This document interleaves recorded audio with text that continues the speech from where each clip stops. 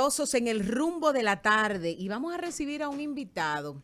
Qué bueno que nos acompaña, es un invitado muy especial y que lo hemos invitado en otras ocasiones a través del teléfono, pero qué lujo tenerlo aquí en nuestros estudios. El general José Miguel Soto Jiménez, presidente de la Fundación Quinta República, escritor, historiador, ustedes saben que es un militar de carrera y que todos lo conocemos en este país. Bienvenido, gracias por estar con nosotros, general. Bueno, realmente, más allá de la formalidad que obliga, ¿verdad?, y del protocolo, yo quiero expresar al mismo tiempo la satisfacción que yo tengo de encontrarme aquí. Es una invitación que defiero con mucho gusto, por muchas razones, pero tengo que decirle las razones. Lo primero, porque estoy entre viejos amigos, ¿verdad? Así es. Yo no podría determinar... Viejos lo de viejos. No, antiguos amigos. Entonces, mira, yo no sabría entre Georgie y Rudy, yo no sabría decir cuál de los dos conocí primero, ¿verdad? Aunque me luce, y no tiene que ver nada con la relación de la que Georgie fue primero. Claro que sí. Bueno, pero son viejos amigos y además amigos de como debe de ser. No tiene que ver nada con juntadera ni trago, no. Tiene que ver con articulación de ideas, intercambio desde hace muchísimo tiempo. Cierto. Y entonces, aprovechar el momento para dar un saludo muy dominicanista a toda la audiencia de este programa, saludarte a ti de manera muy especial, a tu gentileza. Gracias. Y a todos los que componen el equipo. ¿Verdad? General, mire, yo veo que usted trajo unos libros y yo me imagino que en un momentito Georgie y Rudy van a entrar en profundidad, pero yo quiero comenzar con el tema de actualidad en República Dominicana. El tema Haití, República Dominicana, las presiones que está recibiendo nuestro país, tanto de Estados Unidos como desde otras naciones, para que nosotros asumamos la situación haitiana. Usted lo ha sufrido en carne propia en estos días. Sí. Bueno, y me he expresado al respecto, pero yo no me he expresado de una manera oportunista. Yo tengo muchos años en esta situación. Y yo no sé si tú dijiste que yo lo sufrí, pero además, yo sí te puedo decir que tengo mucha experiencia en eso, no solamente por mi vida militar, porque fui ministro de la Fuerza, secretario de las Fuerzas Armadas, sino porque yo fui agregado militar en Washington por 4 años, ¿verdad? Estudié parte de mi carrera militar en los Estados Unidos y conozco bien, aunque en situaciones un tanto diferentes, no del todo diferentes, conozco eso que tú llamas, esa influencia que en tiempos de la Guerra Fría se llamaba injerencia, ¿verdad? Y era la principal, la principal acusación que se hacía en los Estados Unidos. Pero yo quiero decirte que lo primero que se me ocurre, diciéndote que conozco bien ese tipo de injerencias, y la he criticado siempre, y me he opuesto a ella, aun cuando estaba en el servicio activo, yo pienso que en esta ocasión hay un ingrediente nuevo, totalmente novedoso. ¿Cuál es? Que no se han guardado la forma. Porque antes era lo mismo, ¿verdad? De otra forma, inclusive la disuasión. En la época en que nosotros éramos jóvenes y felices, cuando había crisis política en el país, entonces yo le llamé a eso los barcos grises. Te formaban la flota ahí afuera y entonces nosotros íbamos al malecón, siendo muchachos y jóvenes, a ver la flota, ¿verdad? Eso era una disuasión. Era muy claro. Y recuerdo también otra cosa, para que tú veas a dónde llega esa situación, que el doctor Balaguer, en la época del 61, después del 61, resulta que a la hora de la salida de los Trujillos, ¿verdad?, hubo Trujillos que se empantalonaron, que no se iban y fueron inclusive con ganas de tumbarlo. Y él le dijo, el doctor Balaguer, con esa parsimonia, le dijo, miren, con lo que ustedes están diciendo, yo estoy de acuerdo, pero tengan la cortesía de asomarse ahí al balcón y mirar hacia el sur, ¿verdad? Y cuando ellos salieron, y me estoy refiriendo básicamente a Petán Trujillo, lo que hizo fue que entró y le dijo, mire, yo lo que quiero es que usted me cambie los dólares, los pesos que yo tengo. Y así comenzaron a salir. O sea que esa situación no es nueva. Ahora bien, depende de la circunstancia. Pero yo recuerdo muy bien a uno de los padres de la diplomacia moderna, que es el británico Lord Halifax. Él decía que Inglaterra no tenía ni enemigos ni amigos permanentes, sino intereses permanentes. Por eso los intereses son los mismos, con otras manifestaciones. Pero lo primero que yo debo decir de esa manifestación es que no se guardan la forma y además ha sido irrespetuosa. Pero irrespetuosa aquí, no solamente al pueblo dominicano y al gobierno dominicano, sino al sistema internacional. Porque ya no hay formas ni delicadeza. Han dicho claro lo que ellos quieren. Y como esa es su forma de manifestarse, y me voy a explicar, porque todos estamos hablando la primera vez, del asunto de las no deportaciones. Pero lo primero es que hay un truco ahí. Eso no son deportaciones, eso son repatriaciones. Claro. ¿Verdad? Pues ya las deportaciones ya son otra cosa, ¿verdad? Que tienen otras exactamente. Entonces, en cuanto a eso mismo, eso no es nuevo. A la gente se le olvidó que hace unos años, hace más años, de lo que nosotros pensamos, los norteamericanos y el ACNUR había planteado básicamente 5 campos de concentración de este lado, que nosotros admitiéramos. El doctor Balaguer le dio la peste cuando oyó eso, ¿verdad? Le dijo que sí, porque de aquel lado. Sí, pero y no solamente eso, ¿no? Que por esas cosas del destino, años después, siendo el doctor Balaguer presidente, a mí me tocó cambiar el famoso plan Éxodo, ¿verdad? A lo que él se negó, el plan Éxodo, por cambiarlo por el plan Gavión, ¿verdad? Que era simple. Yo no era ministro, yo lo que era director de operaciones en el gobierno del doctor Balaguer. Entonces, que era el no pasarán. El no pasarán. Y tú me dices, ¿y cómo se maneja el no pasarán? Con la técnica de control de motines, armas no letales, gas lacrimógeno, etcétera. Manejar eso como una acción de orden público, ¿verdad? Y así está establecido hasta hoy.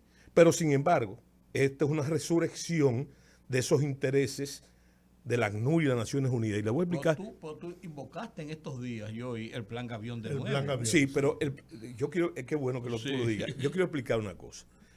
El papel de las Fuerzas Armadas, en términos, recuerden que las Fuerzas Armadas no traza la política, la traza el presidente de la República, la autoridad suprema y la autoridad política. Pero yo quiero decirles a ustedes que uno de los papeles fundamentales, que la gente no entiende bien, por eso maneja eso, el papel permanente por doctrina de las Fuerzas Armadas es hacer planes permanentemente por cuantas suposiciones se le ocurran al planificador. En este caso, por el órgano conveniente que es la Dirección de Operaciones de las Fuerzas Armadas, ¿verdad? Pero resulta un detalle. Cuando esos planes se convierten en órdenes de operaciones, cuando esas suposiciones se convierten en realidad. El plan Gavión es para la suposición, ¿verdad?, de que haya una poblada migratoria, ilegal, por situaciones parecidas a las que hay en Haití. Que Haití ha vivido en eso siempre, siempre, ¿verdad? Entonces, ese plan es para eso. Entonces, el tema fronterizo no se maneja simplemente de manera regular en el plan Gavión. Hay otros planes, planes unos bélicos y otros no bélicos, ¿verdad? ¿Cuándo entran en función esos planes? Cuando esas suposiciones se convierten en hechos. En cada circunstancia. En cada circunstancia. General. Déjame decirte que se habló, tú tienes razón, se ha hablado de eso, del plan Gavión. Yo mismo hablé del plan Gavión, pero me sotorrío, porque para que el plan Gavión se dé, tienen que darse esas circunstancias. Naturalmente, cuando hay asomos de que se puede dar, entonces hay que echarle mano, desempolvar el plan Gavión y activarlo. Sí. General, tengo 2 inquietudes que son más que inquietudes, preocupaciones. Una, que se produjera como consecuencia de la crisis en Haití, un éxodo de ciudadanos haitianos para cruzar la frontera en busca de salvar sus vidas y protegerse. Y la otra es, ¿por qué razón las grandes potencias? Porque todo el mundo llama a la comunidad internacional, pero no. Son las grandes potencias que tienen el sumo interés de que sea la República Dominicana la solución al problema haitiano. Sí. Mira, lo primero que te voy a decir Vamos a comenzar por detrás, por la última parte. Yo estoy de acuerdo totalmente contigo. Es un mito hablar de la comunidad internacional. Son 3 países. Un país de esos es los Estados Unidos, otro es Canadá y otro es Francia, ¿verdad? Esos son los 3. Los mismos que había denunciado hace muchos años el doctor Balaguer. Y que yo mismo era el primero que decía que ese señor estaba loco. Pero después me di cuenta que no. Estando en Washington, el planificador del plan Reagan para la cuenca del Caribe, se llama, tiene 90 y pico de años, está vivo, William Perry, dijo en presencia del cuerpo diplomático ahí, ellos estaban celebrando los 10 años de éxito del plan, y dijo, solamente cometimos 2 errores, dice William Perry. El primer error fue que nosotros pensamos, no dotamos el plan Reagan de una cobertura de seguridad. Ese fue el primero. Y el segundo es, parece que el señor Perry no sabía que había dominicano ahí. Y ahí estaba el embajador y estaba yo, en la Universidad de Defensa. Y el segundo es que nosotros pensamos que la República Dominicana podía asimilar 2 millones de haitianos. Hoy sabemos que no, porque no tiene infraestructura. Ahí fue que yo pasé por el trago amargo de saber que el señor Balaguer tenía razón. Yo creía que era fruto de ese nacionalismo exacerbado del doctor Balaguer. Pero yo estoy hablando con William Perry, que fue ministro de Defensa, sí, fue un estratega, claro, ¿verdad? Y dicho por él mismo. Entonces, eso es lo primero que lo que te quiero perfilar. Y entonces, más allá de tu primera inquietud, más allá de eso, más allá de los límites de tu primera inquietud, yo pienso que lo más probable, eso siempre ha sido viejo, ese peligro que tú dices siempre ha sido viejo. Es más, es tan viejo como la República Haitiana, ese problema permanente. Porque cada vez, y me quiero explicar, cada vez que aquí que en Haití, que vive un estado de inestabilidad permanente de la fundación de ese país, en el 1804, cada vez que se produce, se refleja en la República Dominicana, de diferentes maneras. Y una de ellas es esa, una de ellas es grave, esa indiscriminada.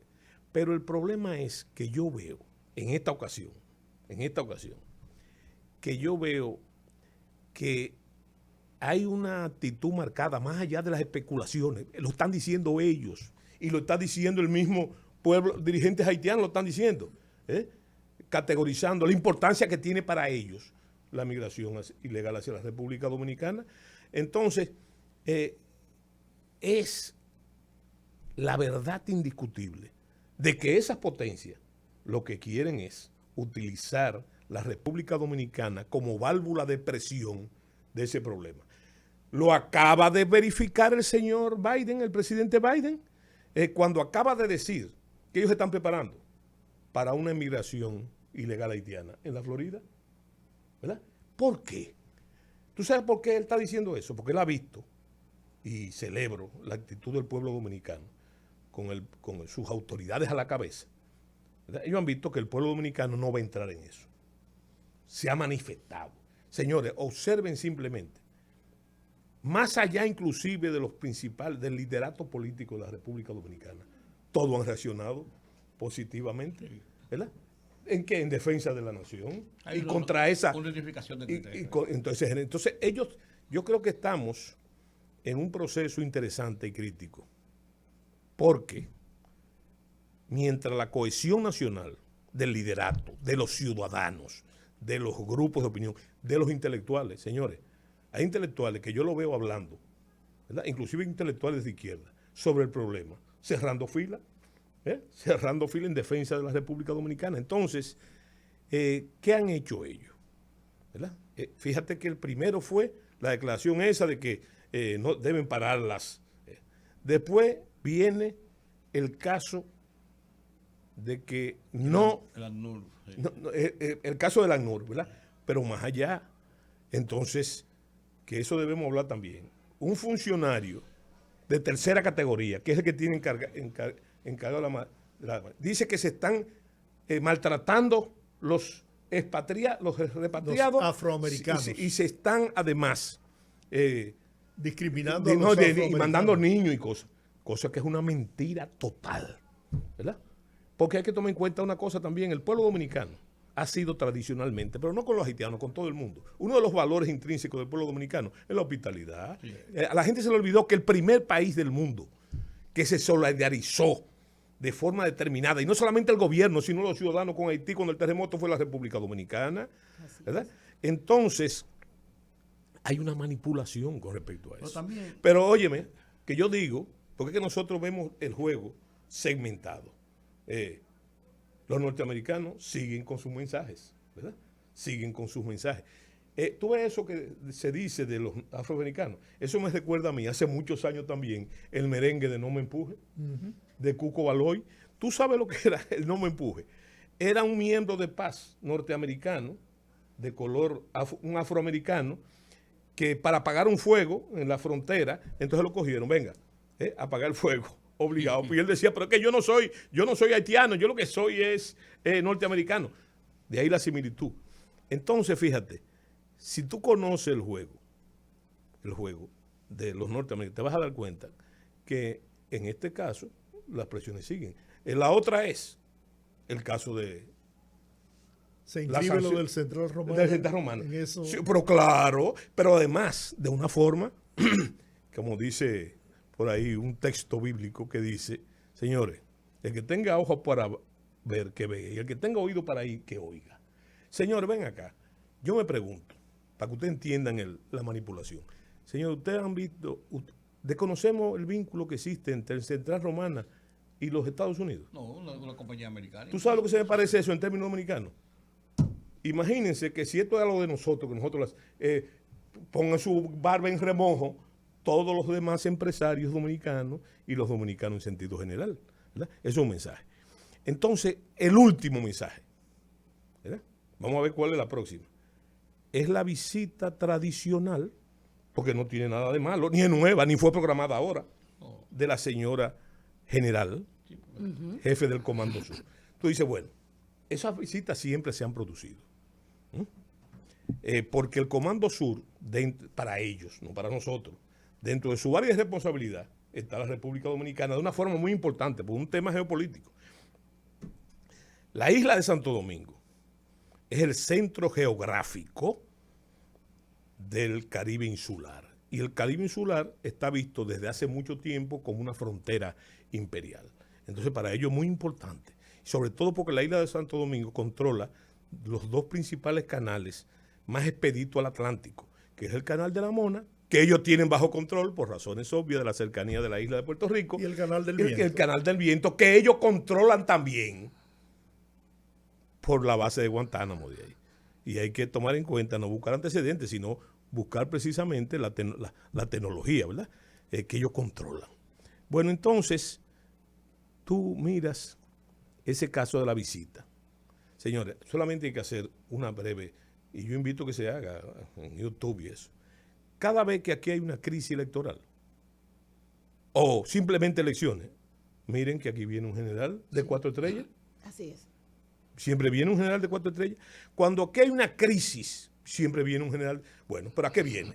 A estrechar los lazos de cooperación, ¿verdad? De las Fuerzas Armadas, todo muy bien.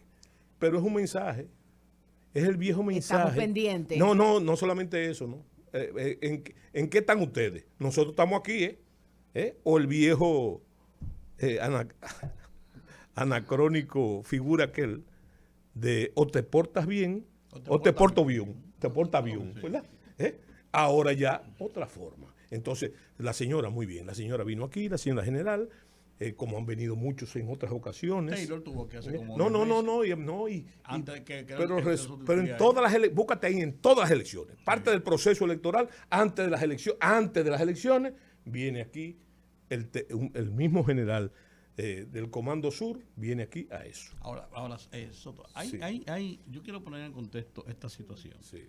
Si bien es cierto que hay una situación en que la sociedad se ha cerrado filas con la autoridad y en una forma de expresar su preocupación por lo que está pasando en Haití, por las groserías contra nosotros, bien.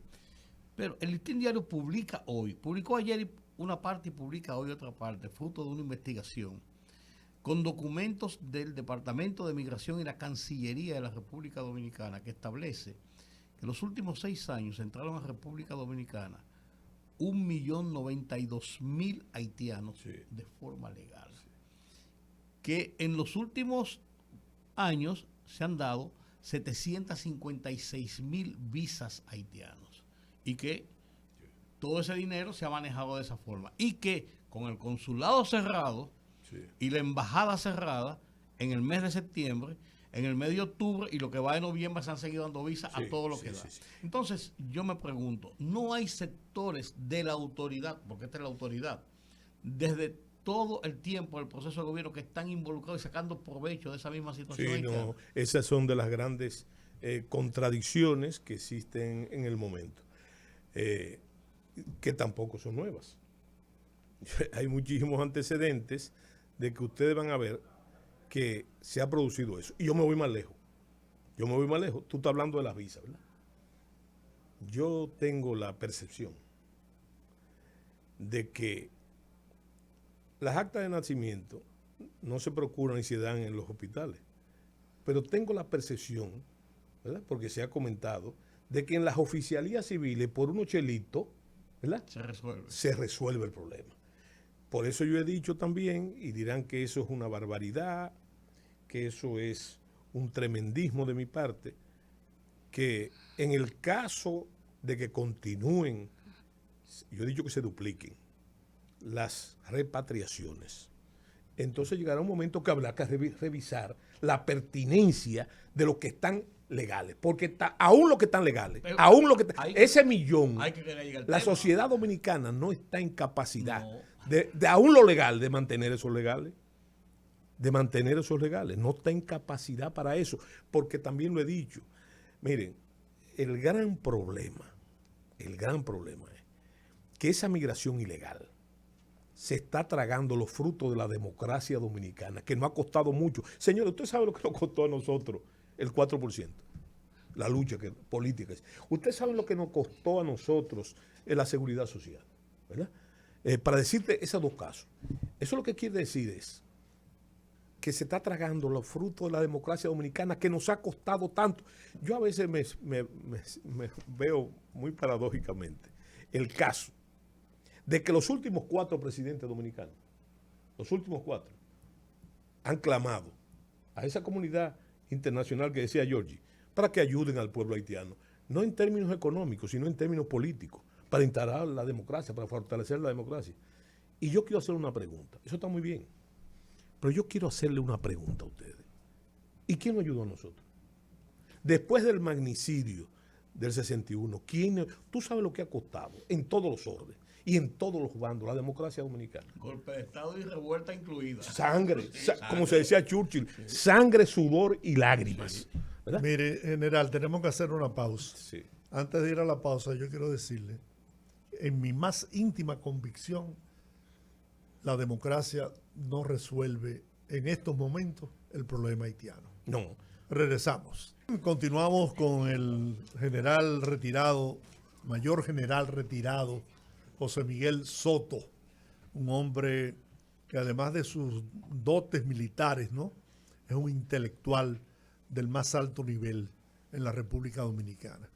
Antes de ir a la pausa, yo le decía, general, que desde mi íntima convicción, la democracia no resuelve el problema haitiano.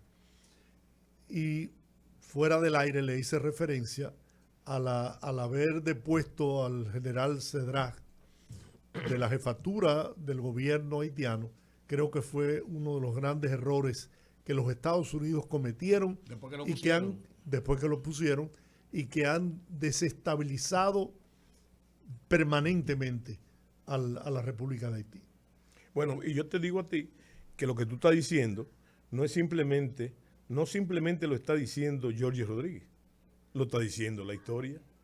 La inestabilidad es el factor predominante en la historia haitiana, la inestabilidad permanente. Y los momentos de orden, que ha sido un orden atroz, ¿verdad?, han sido o las dictaduras o las pretensiones monárquicas, muy despóticas también de los haitianos. Entonces, yo pienso, nosotros no podemos, ni tú, ni yo, ni nadie, puede celebrar ese despotismo en nosotros. Ahora, ¿qué es lo que demuestra la historia haitiana? Esa inestabilidad permanente y un Estado que la gente tiene que entender muy bien, que más allá que político, es cultural.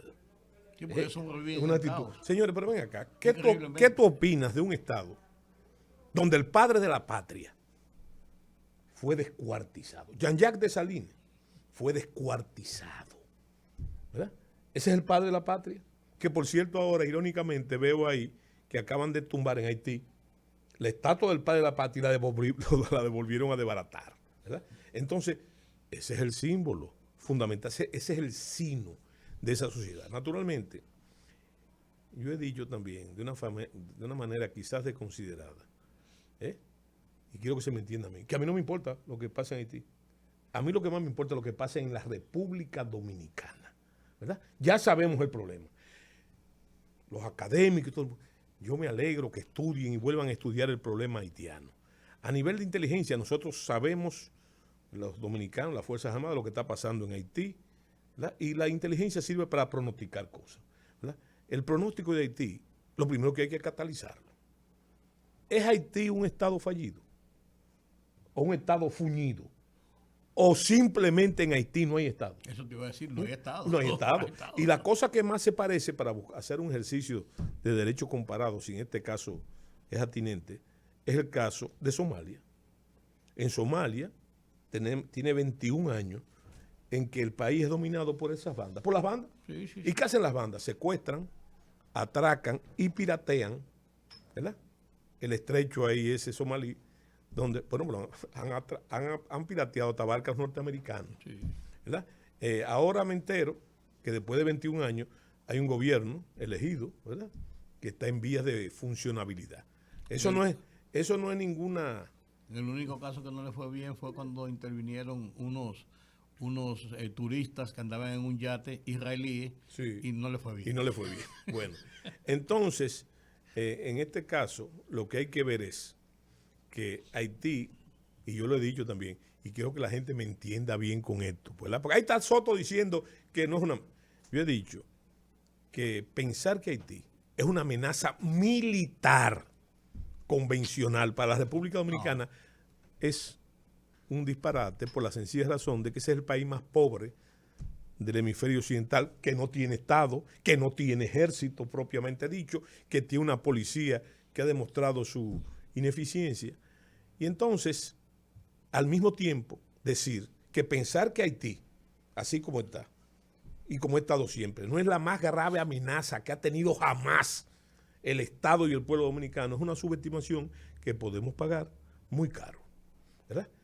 Muy caro. Entonces, pareciera una contradicción, pero tiene su sentido. Pero tiene un amplio sentido, porque esa frontera de 300 y pico de kilómetros que tenemos, esa frontera es un límite geográfico, lo que marca la soberanía territorial dominicana. Yo siempre he dicho que ahí no termina la patria, ahí comienza la patria, ¿verdad? Entonces, eso es un hecho. Ahora, esa frontera tiene un carácter pluridimensional. ¿Y por qué digo pluridimensional? Por muchas razones. Lo primero es que esa es una frontera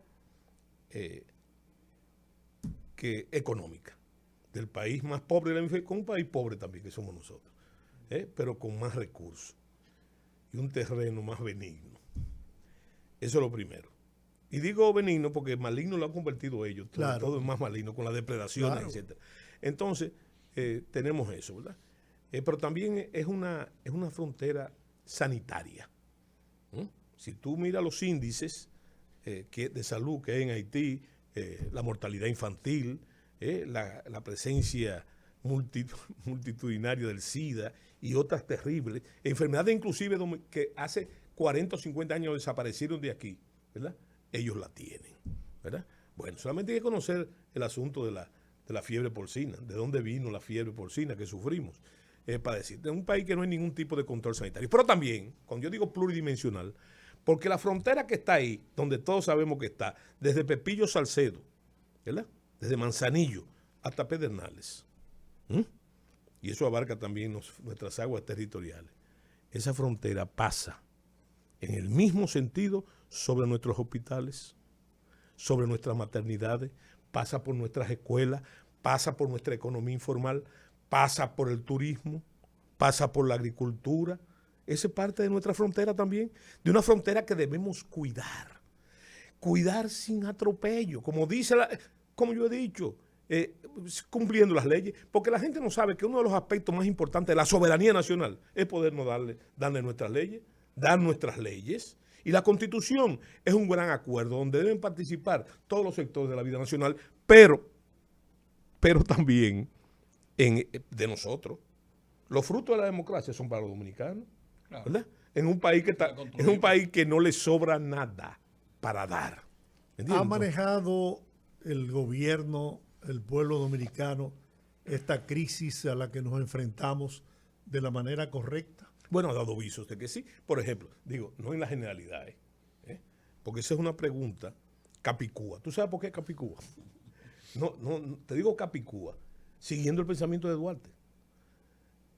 La lucha de los partidos. Es más, el tema de la nacionalidad y de la soberanía es un tema fundamentalmente político. Totalmente. Pero no electoral incluso. Sí, pero lo que Duarte decía era que había que tener cuidado en la lucha de los partidos, que no asumieran posiciones que contravengan el interés nacional, porque si lo hacen, cometen, decía el fundador de la República, un problema de lesa patria. Entonces, en ese sentido, en el caso nuestro, yo lo que digo es que, y yo te lo voy a decir en individualidad, cada vez que el presidente de la República toma una actitud en defensa de esos intereses, que no es un favor que está haciendo el presidente, es un deber. Claro, es un deber. Parte de su responsabilidad. Claro, y de lo que él ha jurado, ¿verdad? En el Congreso. Y lo acaba de decir, él lo acaba de decir. Yo vine a cumplir la ley, que si la voy a cumplir, y la Constitución. Cada vez que él hace eso, tiene el apoyo total y entusiasta de el general Soto como ciudadano y su organización política. Cada vez que hace eso. Ahora, eso no es un pasaporte para ninguna otra cosa que no sea esa. Y en el caso de que haya suspicacia de que él no está haciendo lo que tiene que hacer, en ese caso entonces, lo que hay que tomar en cuenta es que la reacción será diametralmente opuesta, ¿verdad? Claro. Esa es la situación. Claro. Ahora, por eso... Hay puntos medios. Hay unos puntos medios. Claro, y ni siquiera hay zonas grises. No. Con eso no hay zonas grises. Eso es o no es, ¿verdad? En ese sentido, yo te digo que si tú tomas las primeras acciones que él tomó hace ya 1 año y medio por ahí, o 1 año, con relación al tema haitiano, que convocó a los partidos políticos y a las fuerzas políticas para ello, eso tuvo mi respaldo. Hoy, y se lo dije al presidente, sin esperar nada, porque yo puedo apoyar esas actitudes desde el punto de vista de mi especificidad, ¿verdad? De mi especificidad, pero eso no reclama nada. ¿Tú me entiendes lo que te estoy diciendo? No reclama de que van a nombrar Soto, van a que si no. Yo no quiero. Mi posición es absolutamente eso. Tampoco creo en la neutralidad. No. En este tema. Posición de principio. En este tema es como decía Solón.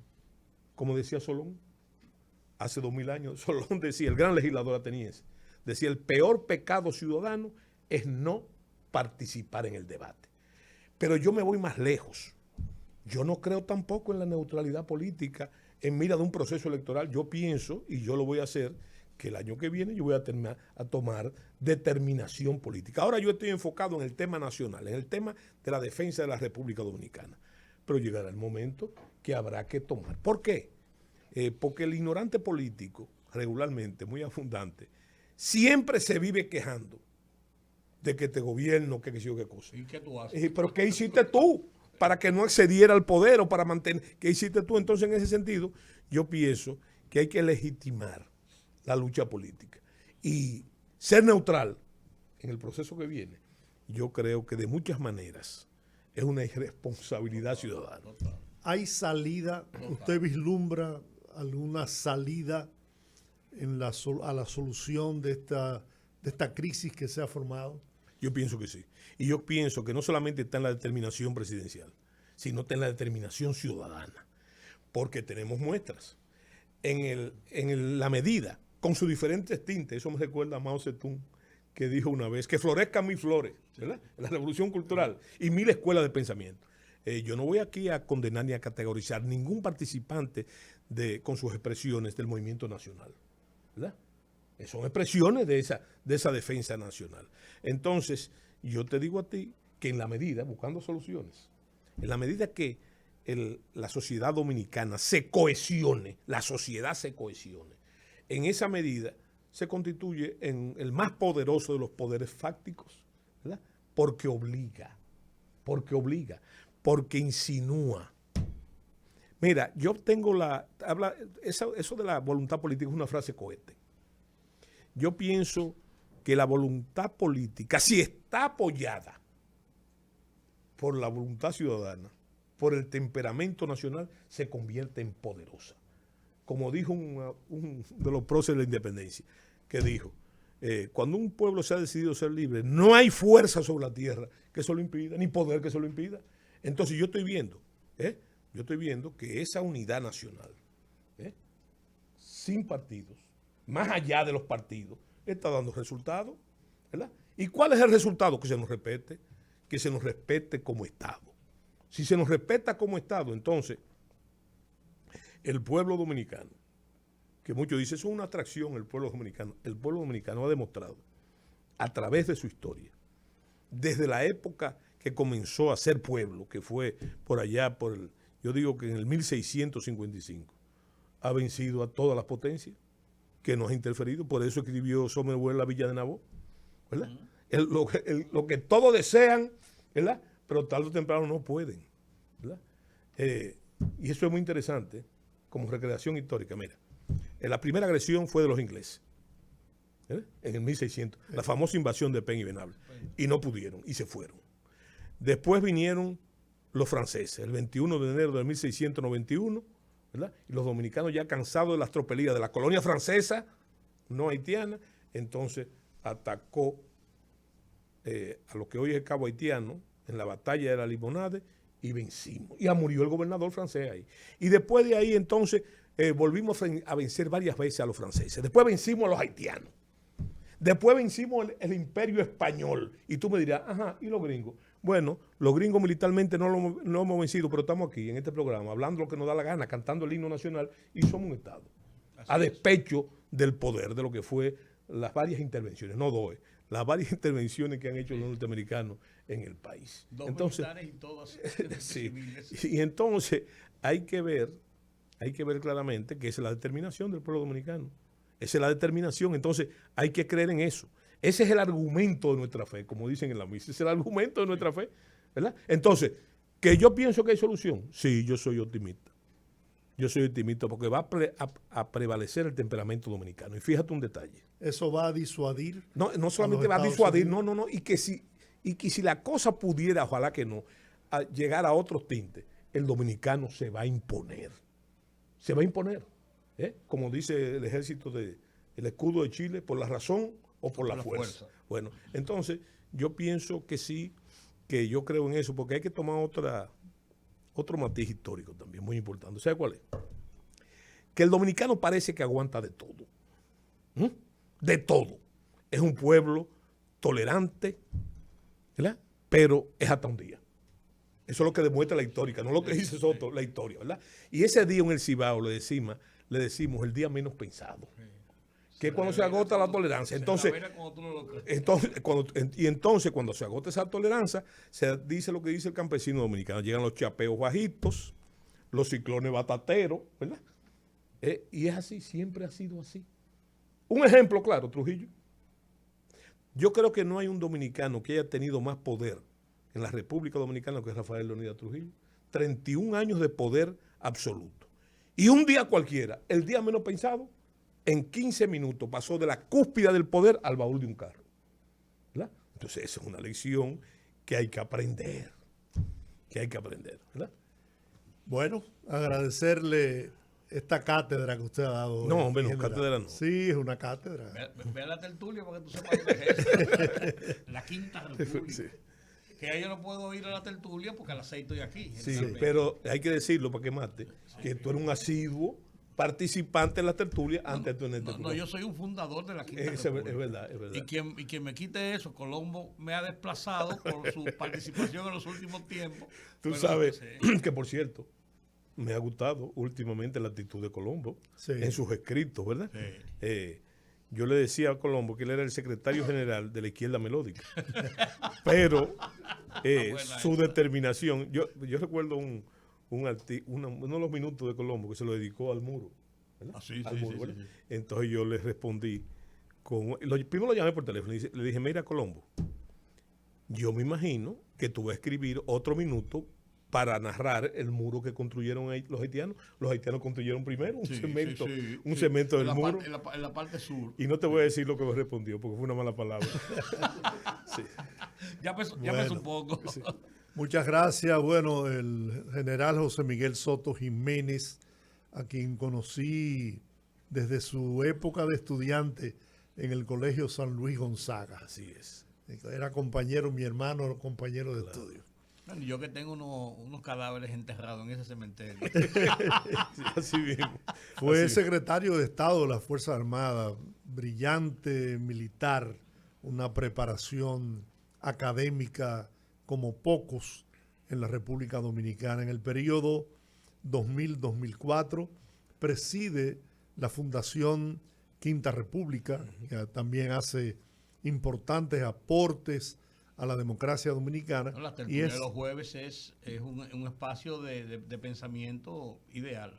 Y es miembro de la Academia Dominicana de la Historia. Y si usted quiere saber más de esto que dijo aquí y de otros conceptos, espere en Oye País una entrevista de 1 hora completa con Soto Jiménez. Muchas gracias. Bueno, gracias a ustedes. Bien, vamos a hacer una pequeña pausa y regresamos. Sintoniza nuestro